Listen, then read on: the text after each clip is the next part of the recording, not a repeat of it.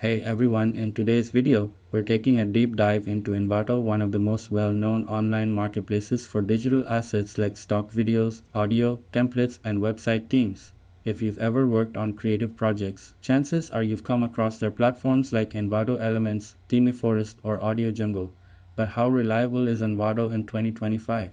Is it worth your money? I've explored the website, dug through hundreds of recent reviews on Trustpilot, and even browse Reddit threads to bring you a fair and balanced take.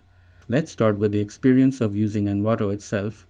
The interface is sleek, and their subscription model offers unlimited downloads, which at first glance seems like a dream deal, especially if you're working on multiple projects. But as I dug deeper into actual user experiences, things became more mixed. According to Trustpilot, Envato currently holds an average trust score of 3.1 out of 5 from nearly 9,000 reviews. While some users genuinely appreciate the wide variety of resources, especially audio and font libraries, others have raised major concerns over customer support, refund issues, and the actual quality of the assets. A common complaint is about the outdated templates and broken themes. Several users mentioned downloading themes or Premiere Pro templates that didn't work at all with current versions of the software, and when they reached out for support, they were met with long delays or no responses at all. On Reddit, the narrative gets even more nuanced. Many freelancers and developers appreciate the sheer volume of content available, saying Envato is decent for photos, fonts, and graphics. However, there's a recurring frustration around the poor search engine and filtering system. Users searching for something as specific as blonde woman working on a computer often end up with irrelevant results like cats, planes, or completely unrelated footage. Another major Reddit sentiment revolves around the unreliability of WordPress themes and site kits. Some developers said the themes required excessive plugins, caused compatibility issues with Elementor, or even added unintended pages and extra headers across the site. While these kits might look good on the surface, they often create more headaches than they solve, especially for those working under deadlines.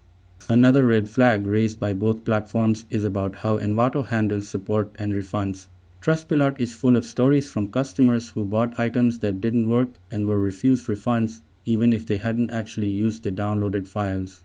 One reviewer reported being charged for an annual subscription after only 2 hours of use and called the refund policy borderline fraudulent. There are also allegations of negative reviews being removed to protect sellers' reputations, which adds to concerns about transparency. On Reddit, some users claimed that their accounts were suspended after they reported major issues or tried to leave negative feedback, making it difficult to even access items they had already paid for. That said, it's not all bad. Some creators swear by Envato Elements, saying the monthly fee is worth it for the amount of music and stock assets alone. For many, it's a mid-tier solution that helps save time when building presentations, videos, or marketing content. As long as you manage expectations, avoid over-relying on website templates, and understand the licensing rules, you can still get good value out of it.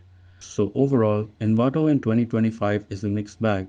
If you're a designer or video editor looking for bulk assets, it might be worth the subscription. But if you're expecting flawless WordPress templates, fast customer support, or a seamless refund policy, you might want to tread carefully. Before signing up, make sure to read the fine print, check whether the assets you need are actually available, and look up recent reviews to see how other users are faring. That's it, and thanks. I'll catch you all in the next video.